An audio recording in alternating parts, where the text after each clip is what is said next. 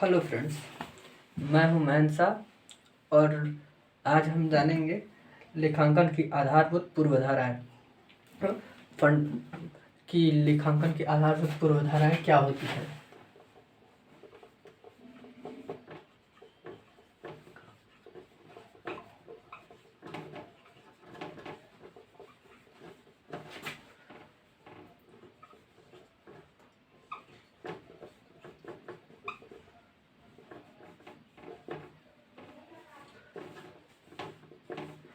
तो आज हम जानेंगे कि लेखांकन की आधारभूत पूर्वधारणाएं क्या होती हैं। इसे इंग्लिश में इसे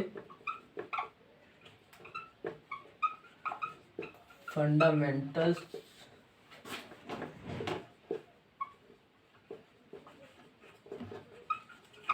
अकाउंटिंग एजम्पशंस बोलते हैं।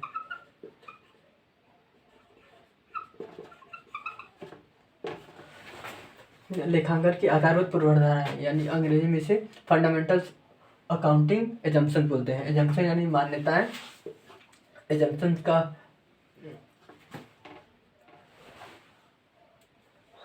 तो आज हम जानेंगे कि एजम्पशंस होती क्या है, यानी मान्यताएं होती क्या हैं।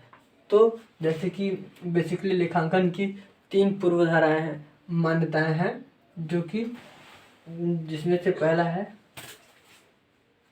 चालू व्यवसाय की मान्यता।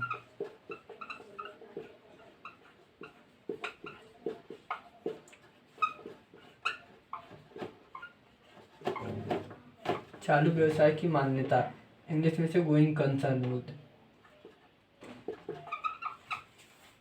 Going concern assumption, going concern assumption.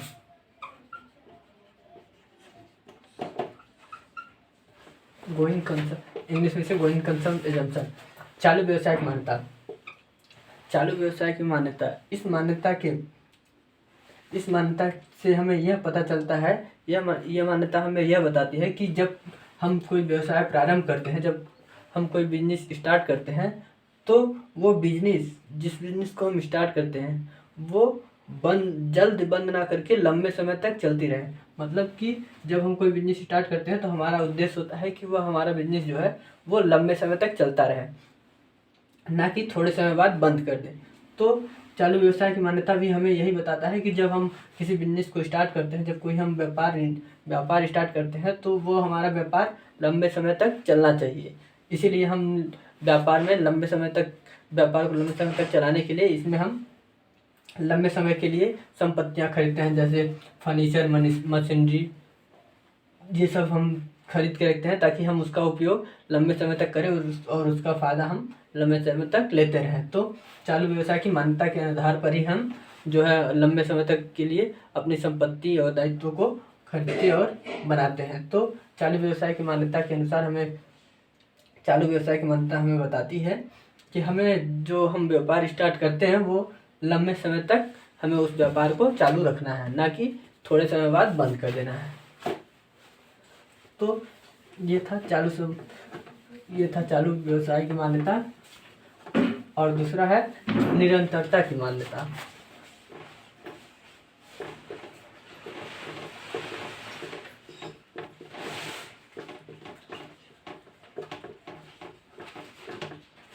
निरंतरता की मान्यता इंग्लिश में से कंसिस्टेंसी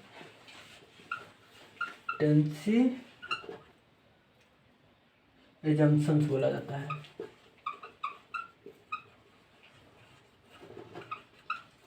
कंसिस्टेंसी एजम्पशन।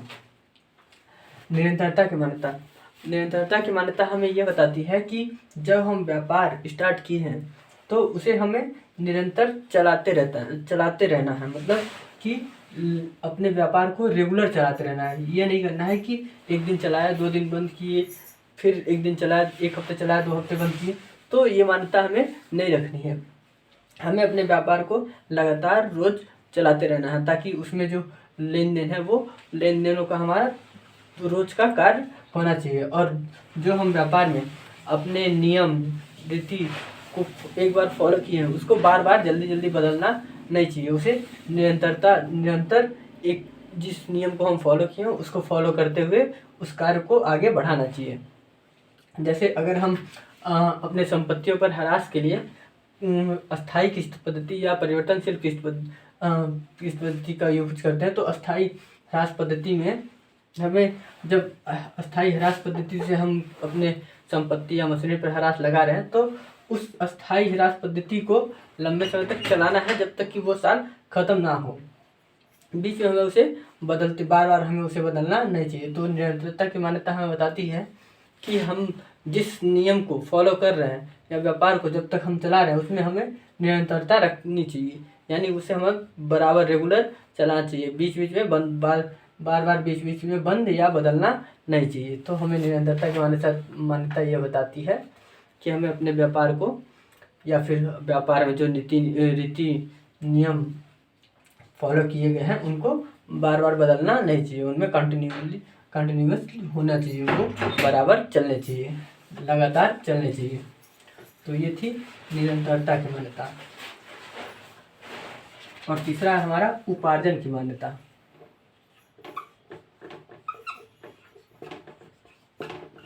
उपार्जन की मान्यता इंग्लिश में से एक्रूअल एजम्पशंस बोला जाता है। एक्रूअल एजम्पशन हिंदी में से उपार्जन की मान्यता और इंग्लिश में एक्रूअल एजम्पशन बोला जाता है। यानी यह मान्यता हमें बताती है कि जब हम कोई व्यवहार अपने व्यापार में जब हम कोई ट्रांजैक्शन जब कोई लेन देन करते हैं तो उस लेन देन का लेखा हमें उसी वक्त करना है जिस वक्त हमारा जो लेन देन है वो उत्पन्न हो रहा है, ना कि उस वक्त जब वो हमें प्राप्त हो रहा है। तो उपार्जन की मान्यता हमें बताती है कि जब हम अपने व्यापार में कोई लेन देन कर रहे हैं, जैसे अगर हम कोई संपत्ति खरीद रहे हैं या कोई गुड्स खरीद रहे हैं, जैसे हमने 5,000 का सामान खरीदा, तो उस सामान का लेखा हमें उसी वक्त करना है जिस वक्त हमने उसे खरीदा या फिर उस समय जिस समय हम उसे बेचे। तो उस समय ये ध्यान में नहीं रखा जाता कि ये सामान हमने उधार खरीदा है या नगद, हमें उससे मतलब नहीं होता है। तो उपार्जन की मान्यता हमें ये बताती है कि हमें उस लेन देन का लेखा उसी वक्त करना है, चाहे वो उधार में हो चाहे नगद में हो। तो उपार्जन की मान्यता से हमें ये बताती है कि उस लेन देन का लेखा हमें उसी वक्त करना है जिस वक्त वो उत्पन्न हो रही हो, ना कि उस समय जिस समय वो हमारे प्राप्त हो रही हो या फिर जिस समय वो मुद्रा में मिल रहा हो। तो हमें ये नहीं देखा उस समय उपार्जन की मान्यता हमें ये नहीं देखना पड़ता कि हमें जो हम लेन देन कर रहे हैं वो नगद हो रहा है या उधार हो रहा हो, चाहे उधार हो या नगद हो, जिस समय उत्पन्न हो रहा है जिस समय वो लेन देन हो रहा है उसी समय उसका लेखा किया जाएगा। तो उपार्जन की मान्यता से हमें ये पता चलता है। तो आज के लिए बस इतना ही, धन्यवाद। ये था हमें कुछ बेसिक एजम्पशन, कुछ पूर्वाधारणाएं थी जो कि अब अगले वीडियो हम कुछ और देखेंगे। आज के लिए बस इतना ही, धन्यवाद।